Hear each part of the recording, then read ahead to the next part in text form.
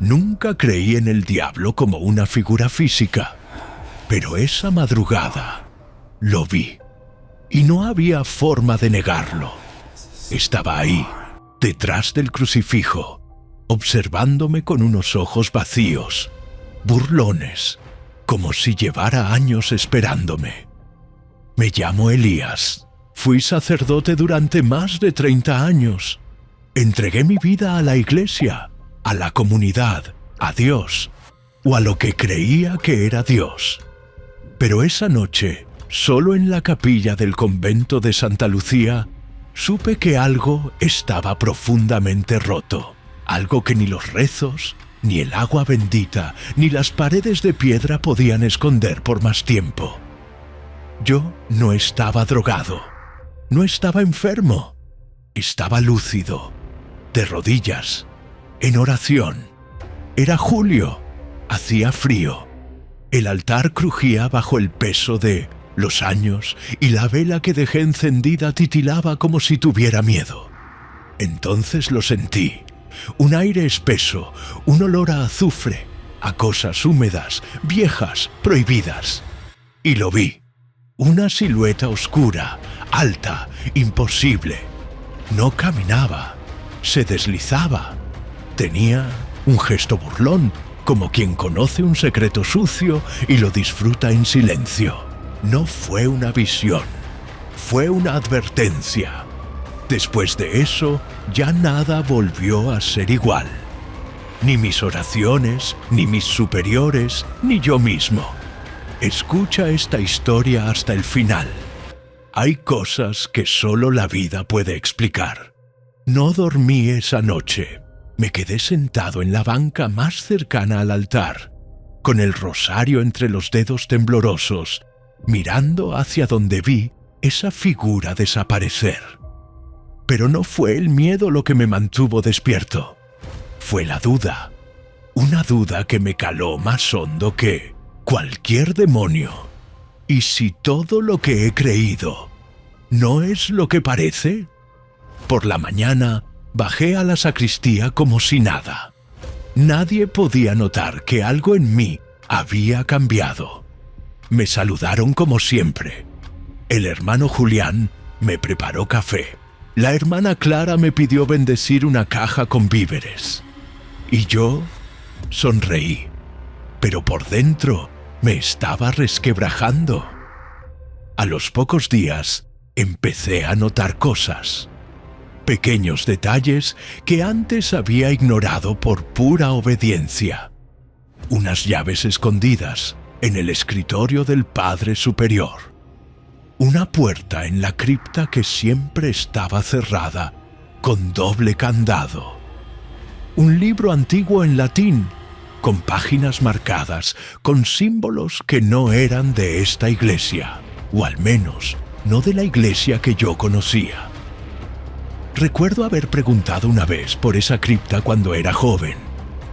Me dijeron que ahí descansaban restos de monjas de siglos pasados y que nadie debía entrar por respeto. Pero ahora sentía que algo en ese lugar me llamaba, que aquella figura que vi no era un castigo, sino una advertencia.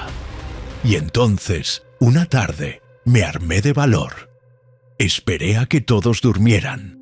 Robé las llaves y bajé. Bajé con una linterna y un salmo entre los labios. Cada escalón era más frío, más oscuro. El olor, Dios mío, el olor. Era como a carne vieja, a velas derretidas y humedad encerrada por siglos. La puerta chirrió al abrirse, y lo que encontré ahí, aún hoy me cuesta describirlo. No era solo una cripta, era un escondite, una especie de santuario invertido, una capilla profanada, con símbolos al revés, figuras deformadas, documentos viejos apilados y fotografías de niñas, niñas con uniforme del internado, niñas que ya no estaban. Vi las fotos una por una. Eran en blanco y negro, mal impresas, con fecha escrita a mano en la parte de atrás. Algunas estaban borrosas, pero otras eran tan claras como si hubieran sido tomadas el día anterior. Niñas pequeñas, algunas de no más de 6 años, con una expresión en los ojos que no puedo olvidar. No era miedo, era resignación. Reconocí un par de rostros. Habían pasado por el internado cuando yo era apenas un sacerdote joven. Me dijeron que sus familias las habían retirado, que se habían ido del pueblo, que no se habían adaptado a la vida religiosa. Yo lo creí, porque uno quiere creer en lo bueno. Uno quiere pensar que las sotanas blancas siempre esconden almas limpias. Pero ahí, en ese sótano maldito, supe la verdad. Había un cuaderno, viejo, con tapas de cuero, lleno de anotaciones, nombres, fechas, rituales. No eran rezos, eran instrucciones, indicaciones de a quién llevar, cuándo y a qué celda. Lo llamaban la preparación de las corderitas.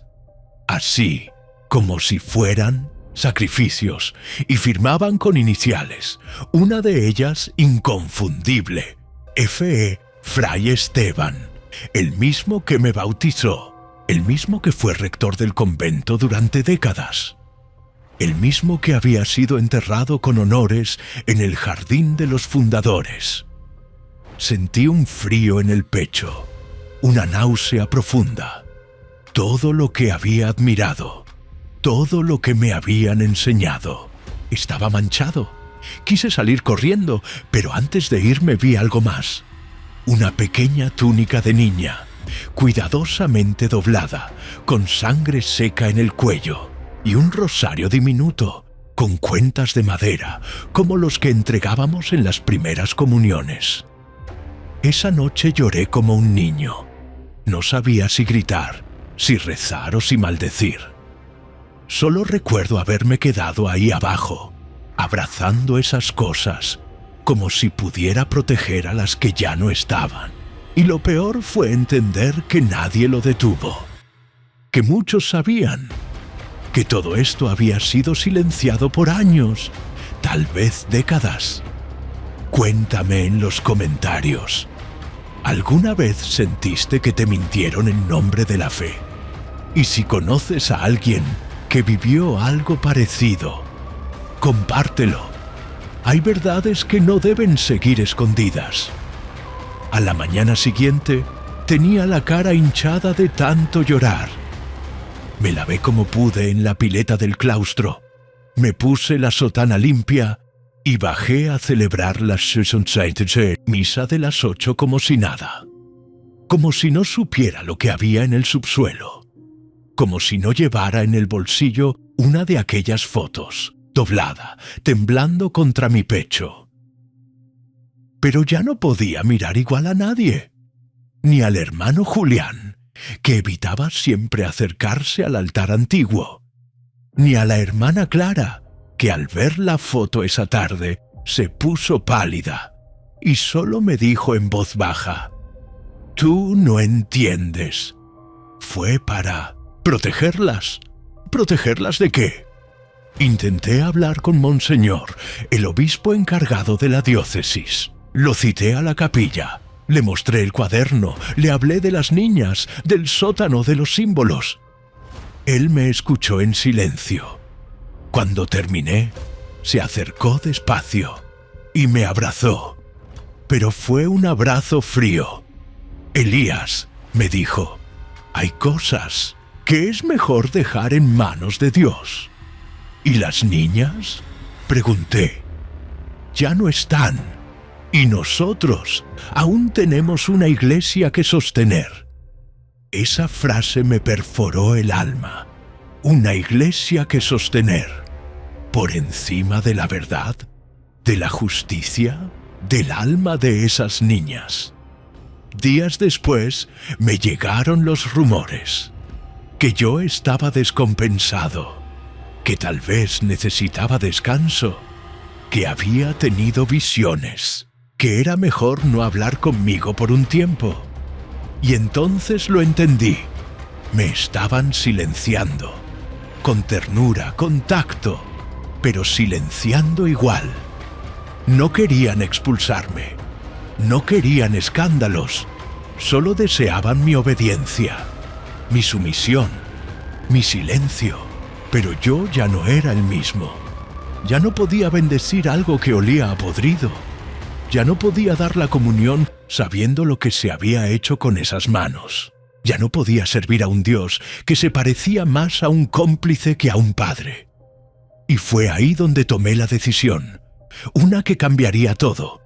Pero antes quería encontrar a una de ellas, a alguna de esas niñas, aunque solo fuera una, porque si una sola sobrevivía, tal vez aún había algo que salvar. Si esta historia te está tocando el corazón, si alguna vez te sentiste traicionado por aquellos en quienes confiabas, cuéntamelo y compártela, porque el silencio fue lo que permitió todo esto.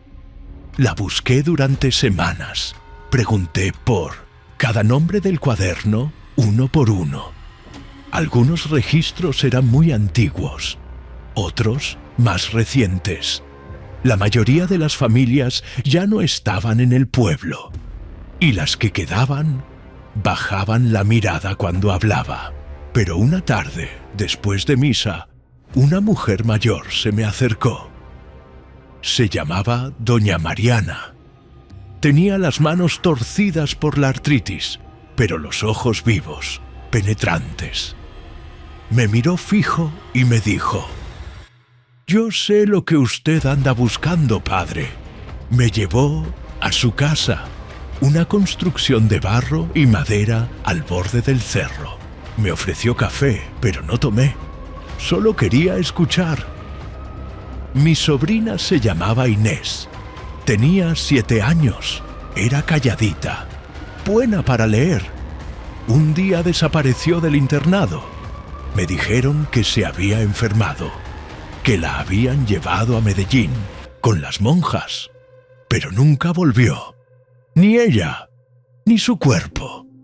Se levantó con esfuerzo, caminó hacia una caja de hojalata y me entregó una carta vieja, escrita con letra temblorosa. «Tía, si algo me pasa, es porque vi lo que no debía. No digas nada. Aquí hay cosas malas, muy malas. Diles que recen por mí». Inés había dejado esa carta la noche antes de irse al hospital. Mariana me abrazó, pero fue un abrazo diferente. No frío, no institucional. Era un abrazo de duelo compartido, de dolor antiguo, de algo que ambas almas reconocían. Me senté en silencio en esa casa humilde, sintiendo que el mundo que conocía se desmoronaba un poco más. ¿Qué clase de fe permite eso? ¿Qué clase de iglesia entierra niños y niñas debajo de oraciones? Regresé al convento con esa carta en el bolsillo. Esa noche no dormí. Volví a bajar a la cripta, pero esta vez no buscaba más pruebas. Solo me arrodillé y le hablé a Dios, no al de los cuadros, no al de los altares, al verdadero. Si es que aún me escuchaba, le pedí que me mostrara qué debía hacer. Y aunque no me respondió con palabras, lo supe en el alma. Yo tenía que contarlo, todo, aunque me costara la sotana, aunque me costara la vida. El domingo siguiente me temblaban las manos al subir al púlpito. No tenía un sermón preparado, no había anotaciones, solo una verdad que me ardía por dentro. Me miraron como siempre, con esa mezcla de respeto y costumbre. Pero en cuanto pronuncié la primera frase, el aire cambió. Hoy no vengo a hablar de parábolas. Vengo a hablar de lo que se esconde en esta tierra, bajo estos muros, bajo nuestras sotanas. Un murmullo cruzó la iglesia. Algunos se persignaron, otros bajaron la cabeza. Conté lo esencial, lo que había visto en la cripta, la carta de Inés, las fotografías. No di nombres completos, no por miedo, sino por respeto a los muertos y a los que tal vez aún vivían cargando ese dolor. Terminada la misa, nadie me aplaudió, nadie se acercó, solo silencio. Pero a la noche, alguien golpeó la puerta de mi habitación. Era el hermano Julián. Traía una carta sellada con el escudo del obispado. Se lo releva temporalmente de Gau, sus funciones por razones de salud y discernimiento espiritual. Y así fue como me expulsaron sin decirlo. Me invitaron a descansar, a reflexionar, como si mi conciencia fuera un pecado y no la respuesta al pecado de otros. A los días comenzaron las visitas incómodas. Personas que nunca me habían hablado. Ahora me preguntaban si no me habrían engañado, si no era el demonio jugando con mi mente, si no necesitaba ayuda. No me acusaban, me invalidaban. Esa es la forma más cruel de silenciar a alguien, hacerlo parecer loco.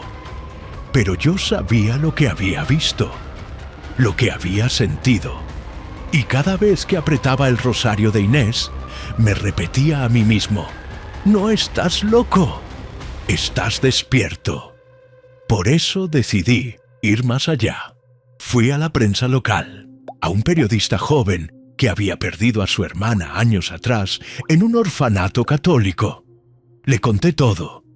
Le entregué copias de las fotos, del cuaderno, de la carta. No quería fama, quería memoria. Y la historia salió publicada. Ese mismo día, alguien rayó con pintura roja la puerta de mi cuarto. Traidor. Pero también recibí la visita de una mujer que lloró al reconocer a su hermana en una de las fotos. Y entonces supe que había hecho lo correcto. Dime, ¿desde qué ciudad estás escuchando esta historia? Y tú, si hubieras estado en mi lugar, ¿habrías callado? ¿O también habrías roto tus votos por una verdad que duele? No pasó una semana desde que salió el reportaje.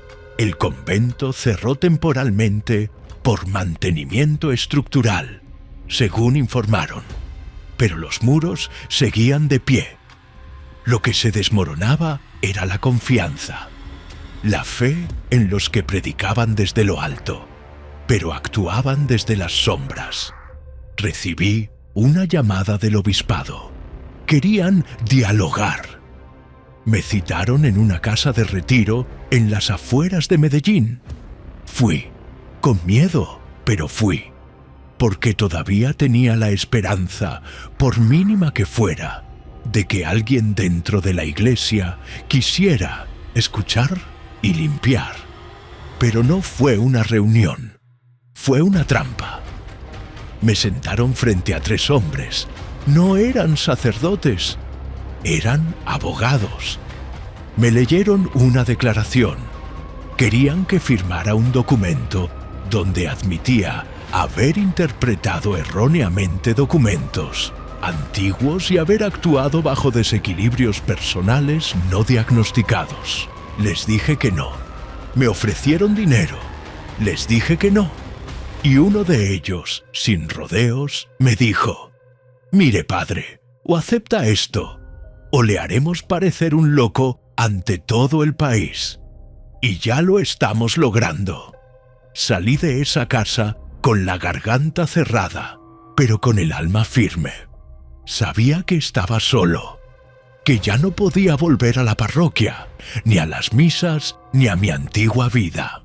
Lo había perdido todo. Pero no me arrepentía.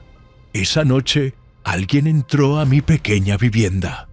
Nos robaron, solo revolvieron, rompieron las fotos, quemaron el cuaderno, me dejaron un rosario derretido en la puerta.